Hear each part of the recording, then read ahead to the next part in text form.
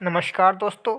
आप लोग कैसे हैं? उम्मीद करते हैं आप लोग अच्छे होंगे। दोस्तों, मैं आपके लिए सिकंदर लोदी का इतिहास रिलेटेड क्वेश्चन लेकर आया हूं। दोस्तों, अगर वीडियो पसंद आए तो प्लीज़ लाइक कर दे, कमेंट कर दे और शेयर कर दे। चलिए दोस्तों, स्टार्ट करते हैं।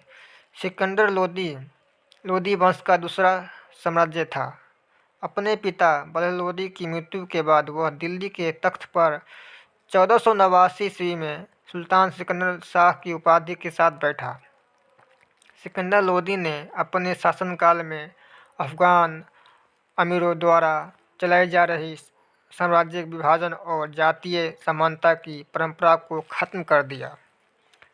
शासन संभालने के बाद सिकंदर लोदी ने सबसे पहले जौनपुर जीता और फिर पूर्वी राजस्थान, बिहार, नागौर, चंदेली, मंडरेल, धौलपुर समेत कई राज्यों को जीतकर लोदी वंश का विस्तार कर लिया। लेकिन वह ग्वालियर के किले पर अपने शासन के दौरान कब्जा नहीं कर सका, जिसको बाद उसके पुत्र और लोदी वंश के अंतिम शासक इब्राहिम लोदी ने जीता। सिकंदर लोदी की छवि एक उदार और आदर्श शासक के रूप में भी बनी हुई थी।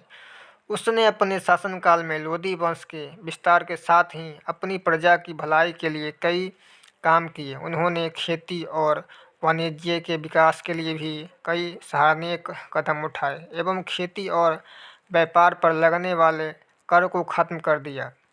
इसके साथ ही उसने गरीबों के लिए भोजन की व्यवस्था करवाई एवं सभी को निष्पक्ष रूप से न्याय मिलने की भी उचित व्यवस्था की। सिकंदर लोदी को विद्वानों का संस्कृतधाता भी माना जाता था। सिकंदर लोदी को धार्मिक रूप से असहिष्णु था, जिसने अपने अभियान के दौरान धौलपुर, चंदेली और मंदरेल समेत कई मंदिरों को ध्वस्त कर दिया था। इसके साथ ही उसने मुहर्रम बनाने एवं महिलाओं को मजार के दर्शन पर रोक लगा दी थी। आइए जानते हैं लोदी वंश ने सुल्तान बनने के बाद सिकंदर लोदी ने सबसे पहले अपने बड़े भाई बरबल शाह के खिलाफ मोर्चा खोल दी और जौनपुर पर जीत हासिल कर लोदी साम्राज्य में शामिल कर लिया। इसके बाद उसने अपने विजय रथ को आगे बढ़ाते हुए 1494 ईस्वी में बनारस के पास हुई एक युद्ध में हुसैन शाह की सड़की को पराजित कर लिया और पूरे बिहार में अपना कब्जा कर लिया। इसके बाद सिकंदर लोदी ने तिरहुत के राजा को भी अपने अधीन कर लिया। वहीं सिकंदर लोदी यहाँ भी रुकी नहीं।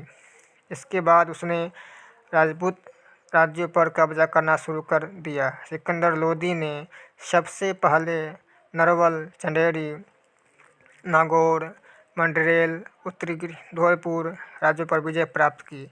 इसके बाद सिकंदर लोदी ने राजपूत राज्यों पर नियंत्रण बनाए रखने के लिए 1504 ईस्वी में आगरा को बसाया और यहाँ पर बादलगढ़ का किला बनवाया और आगरा को अपनी राजधानी बना लिया।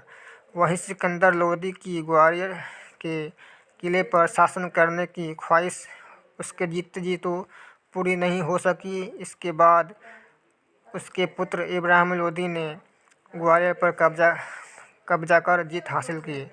सबसे सफल, योग्य और उदार शासक थे। दोस्तों, वीडियो को कैसा लगा प्लीज़ हमें कमेंट करके बताएं।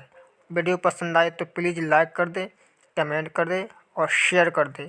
मिलते हैं नेक्स्ट वीडियो में, तब तक के लिए धन्यवाद दोस्तों।